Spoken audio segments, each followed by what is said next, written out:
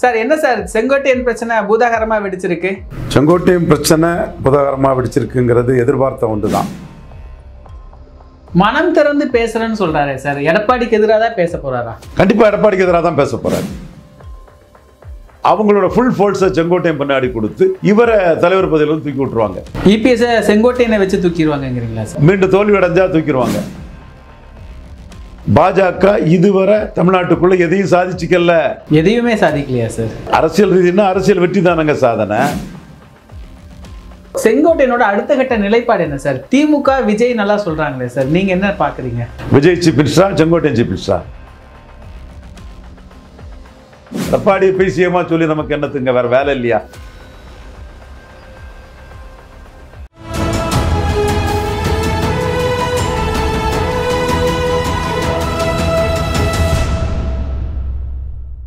தமிழ் நிறம் நேயர்களுக்கு வணக்கம். இன்று நம்மிடையே அரசியல் விமர்சகர் ரவீந்திரன் துரைசாமி அவர்கள் இணைந்துள்ளார். சார் வணக்கம் சார். வணக்கம் தம்பி. எப்படி இருக்கிறீங்க சார்? நல்லா இருக்கு தம்பி. சார் என்ன சார் செங்கோட்டையன் பிரச்சனை பூதாகரமா வெடிச்சிருக்கு?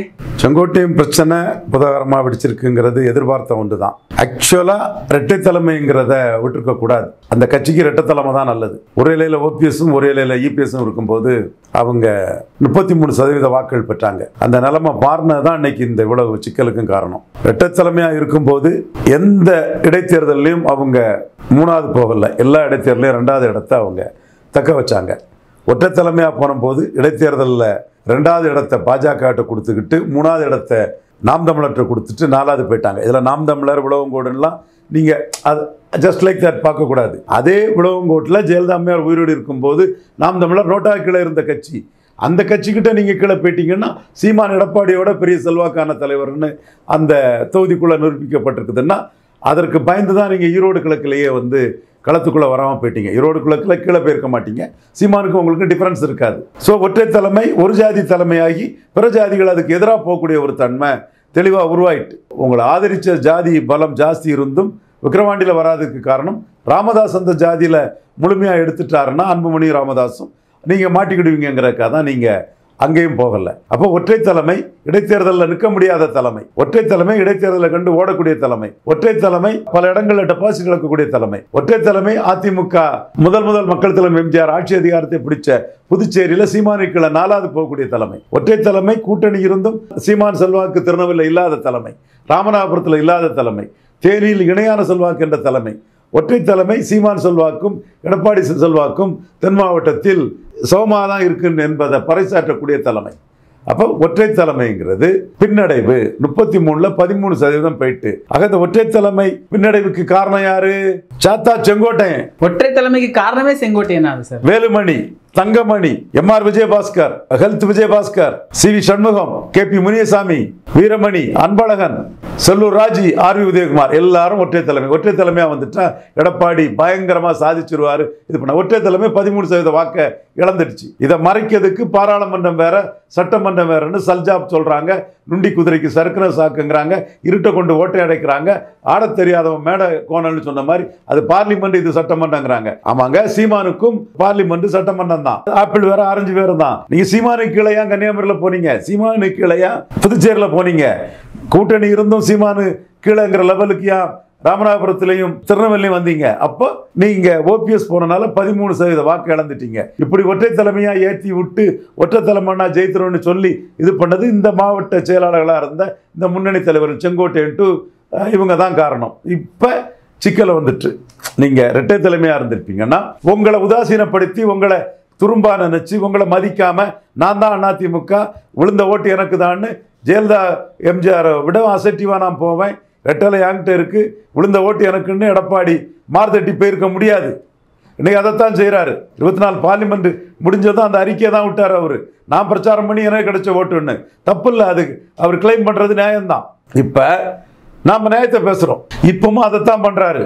அந்த விவசாயிகள் அந்த மேட்டர்ல அதுல வந்து எம்ஜிஆர் ஜெயலலிதா எல்லாம் தான் தாண்டி காட்டினார். அப்பந்தான் செங்கோட்டையன் பிரச்சனை வந்தது. இப்பவும் தான் தாண்டி காட்டி போயிட்டு இருக்கிறாரு. ஸோ இந்த நிலைமைக்கு கட்சியை கொண்டு விட்டது இரட்டை தலைமை ஓபிஎஸ்ஸை காலி பண்ணி ஒற்றை தலைமை ஆக்குனது தான் காரணம். ஒற்றை தலைமை நான் கொங்கு வேளாளர்களுக்கு இந்த கட்சியில் இடம் இல்லை, நான் பெனிஃபிஷரி காஸ்டாக மாறிட்டேன்னு நாயுடு, செங்குந்தர், பறையர் அருந்ததியர் போன்ற 4 சமூகமும் ரெட்டலையை தூக்கி எரியக்கூடிய நிலைமைக்கு கொண்டு போயிட்டு ஒற்றை தலைமை. நான் ஈரோடு கிழக்கு பூத் வைஸ் ஆய்வு பண்ணி தான் அதை சொல்கிறேன். அதே மாதிரி ஒற்றை தலைமை வன்னியர் அல்லாதவரெல்லாம் அந்த கட்சிக்கு எதிராக போகக்கூடிய வச்சுட்டு ஒற்றை தலைமை ஓபிஎஸ்ஸை நீக்கிறதுனால மிகப்பெரிய அநீதின்னு ஓபிஎஸ் மேல அனுதாபம் கொண்ட மேற்கு மண்டல நான் வெள்ளாள கவுண்டர்கள், வட தமிழக நான் வன்னியர்கள் மற்றும் கள்ளர் மறவர் அகமுடையார் வல்லம்பார் மணியக்காரருங்கிற முக்குலத்தோர் இவங்களை எடப்பாடிக்கு எதிராக கொண்டு போயிட்டு இவ்வளவு நஷ்டத்தையும் கட்சிக்கு கொண்டு போச்சுன்னா அந்த ஒற்றை தலைமை தான் 50-50 இன்டர்லாக்டாக இருந்தால்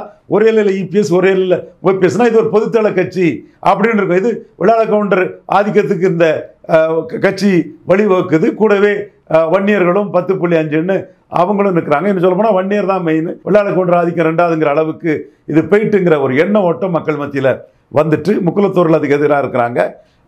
Mannar நாவிதர் குயவர் Boer ஒட்டர் வேட்டுவ counter Urali counter தொட்டிய நாயக்கர் மருத்துவர் மங்களா முக்குவர் பரதவராஜகுல மீனவர் ஆண்டிப்பண்டாரம் சங்கம் ஊராளி கவுண்டர் வலையர் போன்ற சமூகங்களும் அதுக்கு எதிராக இருக்கிறாங்க. அப்போ செங்கோட்டையன் இப்போ எந்த அளவுக்கு பாதிப்பு ஏற்படுத்த முடியும்னா ஈரோடு மாவட்டத்தில் உள்ள எம்எல்ஏக்கள் கிராம பகுதிகளில் அதிமுக ஜெயித்த பெருந்துறை அந்த மாதிரிப்பட்ட பவானி சாகர் இவர் கோபிச்செட்டிப்பாளையம் அந்த ஒரு 3-4 தொகுதி கிராமப்புற பகுதியில் அதிமுக ஜெயித்த தொகுதியில் செங்கோட்டையன் நினைச்சான்னா செங்கோட்டையன் கூட அவங்க நின்று அப்படியே லம்பா திமுக போனால் கூட எம்எல்ஏ ஆயிட முடியும்.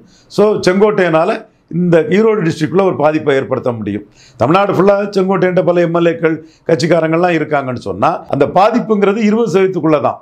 அந்த 20% பாதிப்புங்கிற போது எடப்பாடியை ஏற்றுக்கிட்டு விழுந்த ஓட்டு தான் அந்த 20%. ரெட்டலைக்காக விழுந்த ஓட்டுங்கிறதெல்லாம் 2ஆம் கட்சம். ரெட்டலைக்காக அந்த 4 ஓட்டில் ஒரு ஓட்டு இருக்கலாம். 20%ல் ஒரு 5% இந்த போயர் ஒட்டர் அந்த மாதிரி மக்களும் முத்தரையர்கள் சகோதரர்கள் வலையர் இந்த நம்ம சமூக சகோதரர்கள் தான். நம்ம அவங்களுக்காக தான் ஃபைட் பண்ணுறோம். அந்த முத்தரையர் சமூக சகோதரர்களுக்காக தான். இவங்க கொஞ்சம் ரெட்டலையில் மயங்கி போட்டிருக்கலாம் அந்த இதை பார்க்கும்போது. மற்றபடி 70% எடப்பாடிக்கு ஓட்டு தான். இந்த 5%க்குள்ள செங்கோட்டையன் ஒரு பாதிப்பை ஏற்படுத்தலாம், ஈரோடு டிஸ்ட்ரிக்ட்குள்ள ஒரு பாதிப்பை ஏற்படுத்தலாம். எப்படினாலும் பலகீனப்பட்டு நிற்கக்கூடிய எடப்பாடி பழனிசாமிக்கு செங்கோட்டையனோட இதால மேலும் பலகீனம் அடைய செய்யணும் தான் நான் கருதுறேன். மனம் திறந்து பேசுறேன்னு சொல்றாரு சார், எடப்பாடிக்கு எதிராக தான் பேச போறாரா? கண்டிப்பா எடப்பாடிக்கு எதிராக தான் பேச போறாரு. எடப்பாடிக்கு எதிராக தான் பேச போறாரு, மனம் திறந்து பேச போறாரு. அவருக்குன்னு ஒரு சீனியர் லீடர், அவருக்குன்னு ஒரு பலம் தமிழ்நாடு ஃபுல்லாக இருக்குது. சசிகலா வர்சஸ் செங்கோட்டையங்கிறது ஒரு பெரிய பார்வை இருந்தது. அப்போ அவர் மூத்த தலைவர், அவருக்கு ஒரு நல்ல இமேஜ் இருக்குது. தொண்டர்களின் தலைவர் சுமிதாங்கிங்கிற ஒரு இமேஜ் இருக்குது. இதெல்லாம் ஒரு மனம் திறந்து பேசும்போது தொண்டர்கள் மத்தியில் ஒரு தாக்கத்தை ஏற்படுத்தும் நான் கருதுறேன். ஒரு பெரிய அளவு அதை நான் ஏன் சொல்லலைன்னா 8 வருஷம் காலம் ஆயிடுச்சு. பெரிய பிளவுங்கிறது ஓபிஎஸ்ஸால் ஆயிட்டு. ரெட்டை தலைவர் 2 கையெழுத்துங்கிறத ஒரு கையெழுத்து ஆக்கிட்டாரு. அதில் 13 இழந்து 20 வச்சிருக்கிறாரு. இந்த 20க்குள்ளே தான் செங்கோட்டையன் நம்ம பலகீனப்படுத்த முடியும். 20க்குள்ளே வன்னியர் ஓட்டை டெஸ்ட் பண்ண முடியும் நான் நினைக்கல. ஒரு 5% ரெட்டலை எம்ஜிஆர் ஜெயலலிதா ஓட்டு இருக்குது இல்லையா, அந்த ஓட்டுக்குள்ளே செங்கோட்டையன் பாதிப்பு ஏற்படுத்த முடியும். ஈரோடு டிஸ்ட்ரிக்டுக்குள்ளே கொங்கு வேளாளர்கிட்டையும் பாதிப்பு ஏற்படுத்த முடியும். அது அந்த மாவட்டத்தில் உள்ள பன்னாரி பவானி சாகர் ரிசோர்ட்டில் உள்ள அருந்ததி சமூக சகோதரர் செங்கோட்டையன் தலைமை ஏற்றிருக்கிறார்களா, சத்யபாமா ஏற்றிருக்காங்களா, இந்த மாதிரி அவங்கெல்லாம் ஏற்றுக்கிட்டு வந்தாங்கன்னா செங்கோட்டையனால் அந்த மாவட்டத்துக்குள்ளேயும் பலகீனப்படுத்த முடியும். அந்த மாவட்டத்துக்குள்ள நகர செயலாளர் ஒன்றிய செயலாளர் செங்கோட்டையன் கூட இருக்காங்கன்னு சொன்னால் அங்கே கண்டிப்பாக அந்த பகுதிக்குள்ளே பலகீனப்படுத்த முடியும். திமுகவும் செங்கோட்டையனுக்கு ஒரு ஆஃபர் கொடுக்கறதுக்கான சாத்தியக்கூறுகளும் வாய்ப்புகளும் உண்டு. அதில் மற்றபடி ஓபிஎஸ் கொடுத்த பாதிப்பை 33லேருந்து ஓபிஎஸ் 13 தட்டி தூக்குன மாதிரி செங்கோட்டையன் தட்டி தூக்க முடியாதுங்கிறதா என்னோட கணக்கு. என்றாலும் இந்த பிளவும் 20%ஐயும் பாதிக்கும். 20க்கும் கீழே தான் எடப்பாடி பழனிசாமி போவார். நான் 15க்குள்ளே அவர் நிறுத்துறோம் நான் சொன்னேன். அதில் நான் நிறைவேற்ற முடியல. காரணம் வன்னியர்கள் பெரிய அளவில் ஓட்டு போட்டு விட்டுட்டாங்க. கேப்டன் விஜயகாந்த் சிம்பதி பெரிய அளவில் அவருக்கு ஓட்டாக வந்துட்டு. இந்த 2 ஃபேக்டரும் இல்லைன்னா நான் 15க்குள்ளே அவரை 2024 நிறுத்தியிருப்பேன். இப்போ அந்த 20 அவர் தலைமை கிடைச்சது தான். அதை குறைச்சி மதிப்பிட்டு அவரை நான் பேச மாட்டேன். பிரைமினிஸ்டர் கேண்டிடேட் இல்லாமல் படம் பெருசாக செலவழிக்காமல் கிடைச்சது. அதுக்குள்ளே ஈரோடு டிஸ்ட்ரிக்ட்லையும் ஒரு ரெட்டையில எம்ஜிஆர் ஜெயலலிதா கூடிய ஒரு 5% வாக்குக்குள்ளேயும் தான் செங்கோட்டையை பலகீனப்படுத்த முடியும். அப்படி பலகீனப்படுத்தினாலும் அது பாராளுமன்ற தேர்தலை விட எடப்பாடிக்கு ஒரு பின்னடைவாக தான் இருக்கும். ஒற்றை தலைமையில முக்கியமான ஒரு ஆளா செங்கோட்டையன் இருந்தாருன்னு சொல்றீங்க. அப்ப எடப்பாடி ஒற்றை தலைமைக்கு வரக்கு ஒரு ஆளா இருந்தவருக்கு எதிராக தான் இபிஎஸ் காய் நகர்த்தினாரா? ஏன்னா சீட்டு கூட கொடுக்க மாட்டாருன்னு சொல்றாங்களே சார். கண்டிப்பா தோத்தம் பிறகு powerful Mukkulathor lobby, Mukkulathor politically very vibrant community, powerful community. 52லேருந்து காமராஜருக்கு பேக்கிங் கம்யூனிட்டி, ஜெயலலிதாவுக்கு out and out backing community. மக்களோட இருந்து பொலிட்டிக்ஸ் பண்ணுவாங்க. மற்ற இதர சம்பவங்களையும் ஒன்றிணைச்சு பொலிட்டிக்ஸ் பண்ணதில் அவங்க ரொம்ப திறமையானவங்க. எந்த பகுதியில் இருந்தாலும் கூட அவங்க களத்துக்குள்ள நின்று பொலிட்டிக்ஸ் பண்ணக்கூடிய ஒரு வைப்ரண்ட் பொலிட்டிக்கல் கம்யூனிட்டி முக்குலத்தோர் சமுதாயம். அவங்ககிட்ட இருந்த அதிமுகவை எடப்பாடி தரப்பு தட்டி பறிச்சுட்டு போயிட்டாங்க. எப்படி பறிச்சாங்க என்னங்கிறது நமக்கு தெரியும். அதில் நமக்கு தெரியும். சொல்லப்போனால் அப்படி பறிக்கிறதுக்கு கூட நம்ம உதவணுங்கிறதும் வரலாறு. அது சூழ்நிலை அன்னைக்கு. பட் அந்த சமூகத்துக்கு உணர்வு வந்து நம்மகிட்ட இருந்து பறிச்சுட்டாங்கங்கிறது தான் அந்த சமூகத்துக்கு உணர்வு.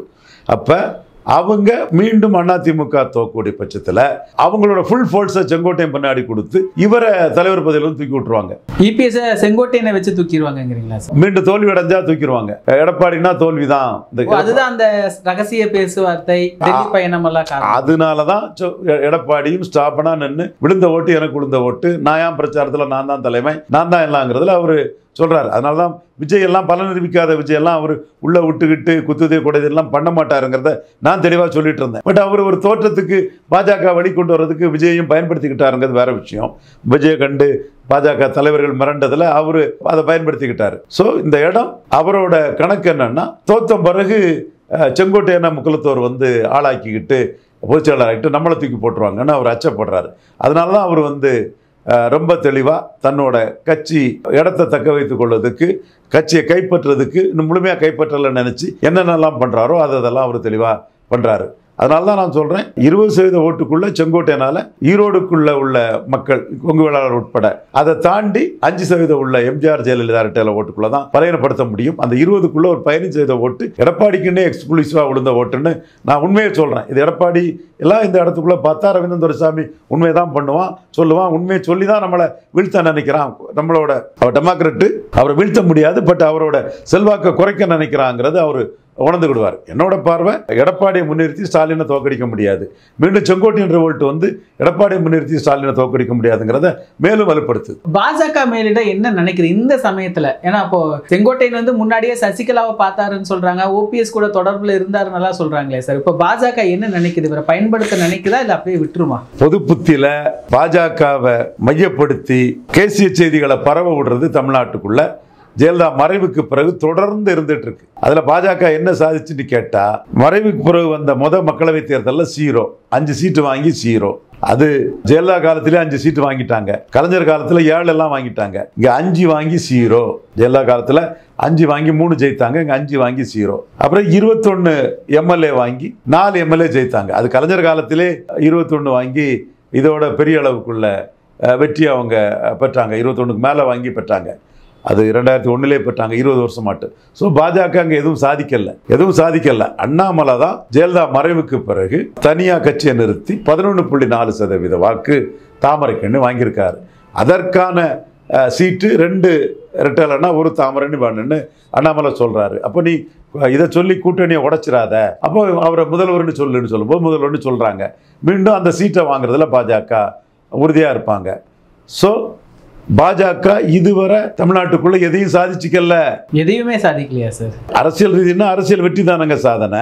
ஆனா இந்த ஓட்டு சதவீதமே பெரிய சாதனையா பேசுறாங்க. அதுதான் அண்ணாமலைக்கு சாதனையை தவிர ஒண்ணும் இல்லை. அதுதான் பெருசு. 4 எம்எல்ஏ 2001 வந்தாங்களே, கலைஞர் முதல்வர்னு எச் ராஜா முதற்கொண்டு, மயிலாப்பூர் ஏடி ஜெகவர பாண்டியன், இன்னொருத்தர் கொங்கு சைடில் பார்டர்ல எல்லாம் வந்தாங்களே 4 எம்எல்ஏ. ஸோ இந்த அரசியல் களத்துக்குள்ள பாஜக பற்றி வரக்கூடிய செய்திகள் தான் பெருசா வரும். ரியாலிட்டி பாஜகவுக்குள்ள வந்து பெருசா இல்லை. அதுதான் உண்மை நிலைமை, யதார்த்த சூழ்நிலை. ஆனா பாஜக பற்றி பெருசா வந்துட்டு இருக்குங்கிறத நான் மறுக்கல. அதே வேளையில பாஜக நினைச்சிருந்தா தினகரனையும் ஓபிஎஸ்ஸையும் சென்டாப்புக்கு கூப்பிட்டுருக்கலாமே. அப்ப யாரோ பிரேம்ஸுக்கு சென்டாப்புக்கு தினகரனையும் ஓபிஎஸ்ஸையும் கூப்பிட்டுருக்கலாமே. இப்போ யாரும் அங்கே அதுக்குள்ள சில வேலைகள் நடக்குது இல்லை. அப்போ யாருக்கும் அங்கே கரங்கள் உள்ளுக்குள்ள ஸ்ட்ராங்காக இருக்குது இல்லை. யாருக்கோங்கிறது உங்களுக்கு தெரியாமல் இருக்குமா சார்? தெரியுது, புரியுது. எல்லாத்தையுமே பொது வழியில் போட்டு உடைக்க முடியலன்னு நான் பார்க்குறேன். பட் என்டிஏக்குள்ள இருந்து ஒரு சூழல் இல்லாததுனால தான் அவர் ஓபிஎஸ்ஸை நான் விலகிறேன்னு சொல்லிட்டார். கனத்த இதயத்தோடு அவர் விலகிறார். அது பல காரணங்கள் இருக்குது, அதை நம்ம பதிவு பண்ண முடியும், வேண்டாம். அதே மாதிரி தினகரனும் திக்கு தெரியாத காட்டில் தான் என்டிஏக்குள்ளனால நான் டிசம்பர் ஜனவரியில் தான் சொல்லிட்டாரு. விஜய்க்கு 8% ஓட்டு இருக்கும்னு சொல்லிட்டாப்புல. ஸோ இந்த 2 என்டிஏ பார்ட்டியோட நிலைமை இது. பாமக அழைச்சும் வரல.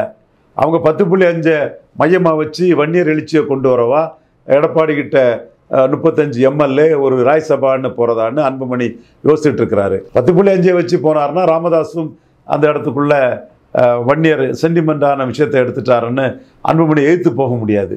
10.5ன்னா அந்த பெரிய ஒரு ராமதாஸுக்கு எதிராக ஒரு பெரிய ட்ரம்ப் கார்டாக இருக்கும்.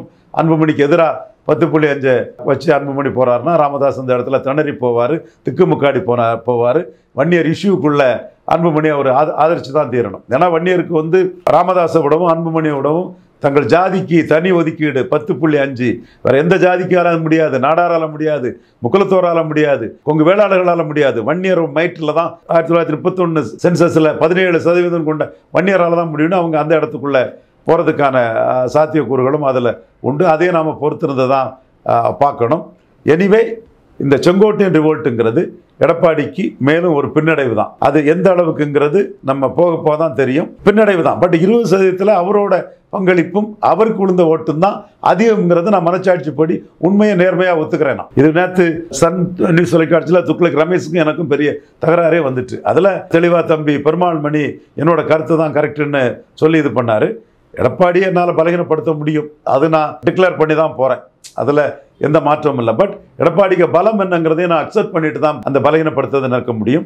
செங்கோட்டையன் ஈரோட்டிலையும் 5% இரட்டை இலை எம்ஜிஆர் ஜெயலலிதா வாக்குகளையும் எடப்பாடியை பலகீனப்படுத்த முடியும் நான் நம்புறேன். பொறுத்திருந்து பார்ப்பேன். ஆனால் 5% பெரிய கணக்கு தானே சார்? பெரிய கணக்கு தான். 20ல் 5ன்னா எடப்பாடி இருக்கிற ஓட்டுல 25%. அது செங்கோட்டையனோட அடுத்த கட்ட நிலைப்பாடு என்ன சார்? திமுகவா? ஏன்னா ஓபிஎஸ்சி அட்டாக் பண்றாரு, திமுக விஜய் நல்லா சொல்றாங்களே சார், நீங்க என்ன பாக்குறீங்க? விஜய் கூட போய் என்ன பிரயோஜனம்? விஜய் சீஃப் மினிஸ்டரா, செங்கோட்டையன் சீஃப் மினிஸ்டரா? அவர் எப்படி விஜய்க்கு பின்னாடி பலன் தெரிவிக்காத அது கூட்டம் கலைஞ்சு போய் சிவாஜியா சம்பத்தா சரத்குமாரான்னு கூட்டம் கலைஞ்சு போகக்கூடிய விஜய்கிட்ட எப்படி போவார்? என்ன கொள்கை இருக்குது?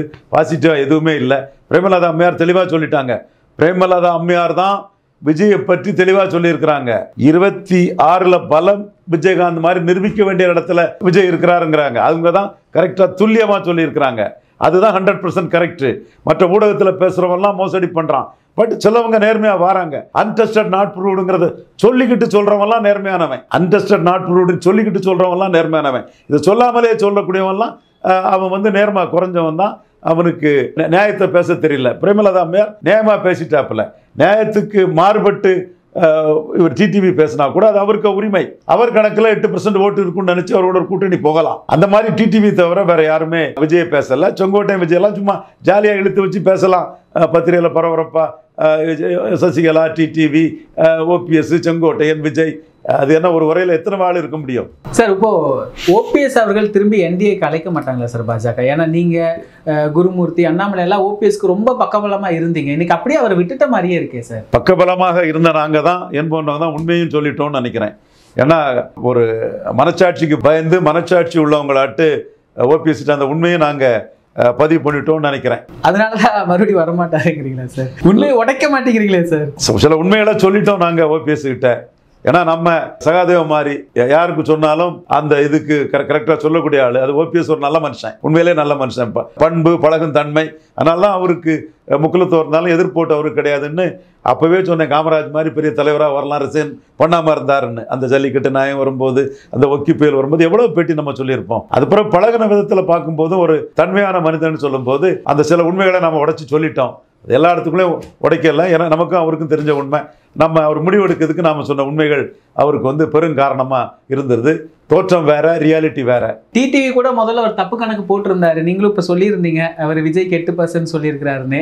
முதல்ல இபிஎஸ் பக்கம் தான் இருக்கலான்னு ஒரு முடிவு எடுத்தாரு. இப்போ டிசம்பர்ல நான் தொண்டர் அவரு வேலு கார்த்திகேயன்லாம் ரொம்ப தெளிவாக இருக்கிறார். வேலு கார்த்திகேயன் அவர் கூட இருக்கிறார். பார்க் கவுன்சில் துணைத் தலைவர், நண்பர்.